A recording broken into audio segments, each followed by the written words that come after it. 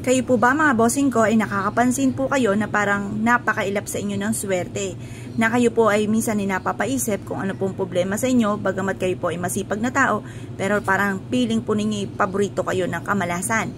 Ako po ay may share sa inyo mga bossing, basta kapag naibigan nyo po ito na parang ikikinabog, na parang kawikaan po ninyo, ay teka muna, parang gusto ko itong gawin, parang meron akong ganito, gagawin ko ito.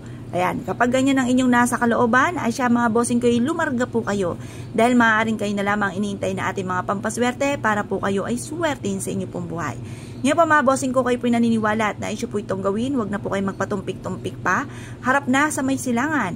Kunin ang 3 sangkap na ito mga bossing. Ano-ano po ba ito? At bakit po ito ay maswerte? Ang tambalang ito. Unahin po muna natin mga bossing ko ang ating asin. Ang asin, matik po yan mga bossing ko, ay pantaboy ng kamalasan. Panghatak din po yan ng suwerte. Marami na nagpatotoo, marami rin ako nasaksihan na sinuwerte sa pamamagitan lamang po ng asin. Bukod po sa sipag at tiyaga mga bossing, at ganoon din po ang pananalig sa mahal na Panginoon.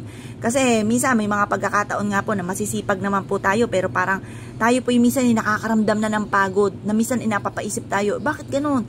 Bakit masipag naman ako hindi nakakalimot magdasal, pero parang ang daming pagsubok na dumarating.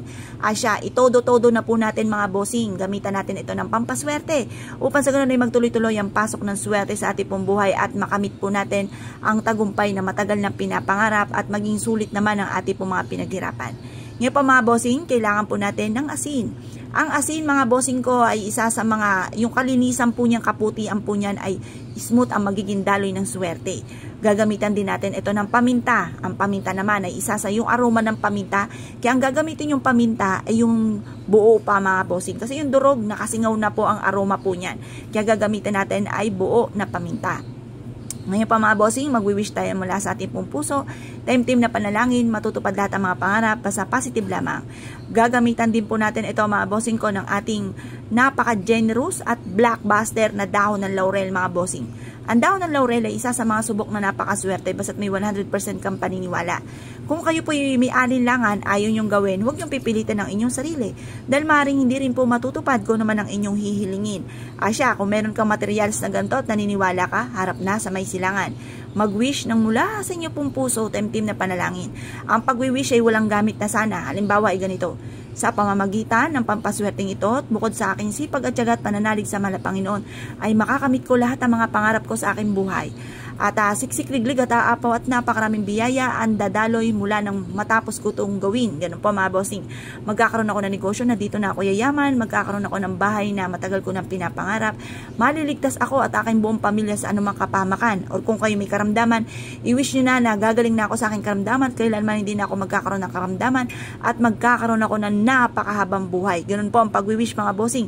Bahala na po kayong i-wish pa mga bagay-bagay na ninanais po ninyo, maging ang mga buong pamilya po ninyo.